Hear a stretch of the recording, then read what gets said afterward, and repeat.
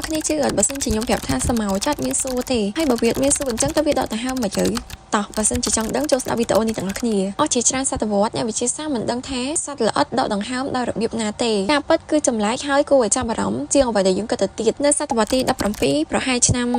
1660នៅទ្វីបអឺរ៉ុបត្រួសត្រាយដោយលោក Marcello Malpighi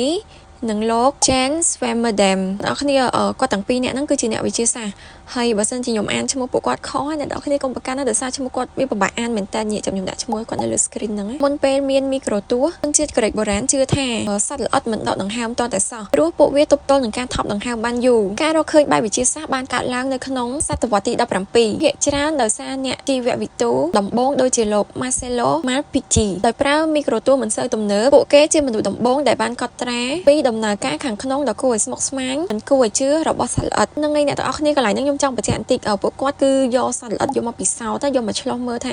ក្នុងខ្លួនសត្វល្អិតហ្នឹងគឺមានអីខ្លះប៉ុន្តែជាក់ស្ដែងពេលដែលមើលទៅគឺអត់មានសួរទេប៉ុន្តែជាសរីរាង្គនៃរន្ធតូចៗចំនួន9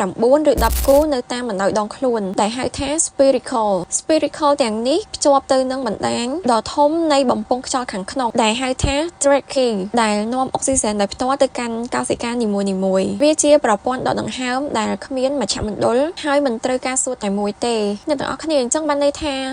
សត្វល្អិតតូចៗហ្នឹងគឺវាអត់ចាំបាច់ត្រូវការសួតដើម្បីដកដង្ហើមឯងអត់ដូចមនុស្សយើងទេមនុស្សយើងគឺត្រូវការសួតដើម្បីដកដង្ហើមនៅពេលដែលយើងឃើញស្រមោចមួយកំពុងតែផ្លាស់ទីចលនារបស់វាជួយបូមខ្យល់តាមប្រព័ន្ធដង្ហើមទាំងមូលដែលធ្វើឲ្យវាអាចដកដង្ហើមបានដោយមិនចាំបាច់មានសួតអញ្ចឹងអ្នកទាំងអស់គ្នាអ្វីដែលខ្ញុំបានរៀបរាប់មិញហ្នឹងគឺជាតាមហេតុដែលសមោចអាចដកដង្ហើមដែលអត់មានសួតបានដែលអ្នកវិទ្យាសាស្ត្រគាត់បានរកឃើញថាសមោចគឺអត់មានសួតទេប៉ុន្តែវាមានសរីរាង្គរន្ធតូចៗនៅតាមដងខ្លួនវាចំនួន9ទៅ10គូវាអត់ដូចមនុស្សយើងទេអ្នកទាំងអស់គ្នាបើមនុស្សយើងគឺដកដង្ហើមគឺត្រូវការសួតប៉ុន្តែចំពោះសត្វល្អិតតូចៗគឺវាអត់ចាំបាច់ត្រូវការសួរទេគឺវាអាចដកដង្ហើមបានហ្មងអញ្ចឹងកន្លែងនោះគឺលយ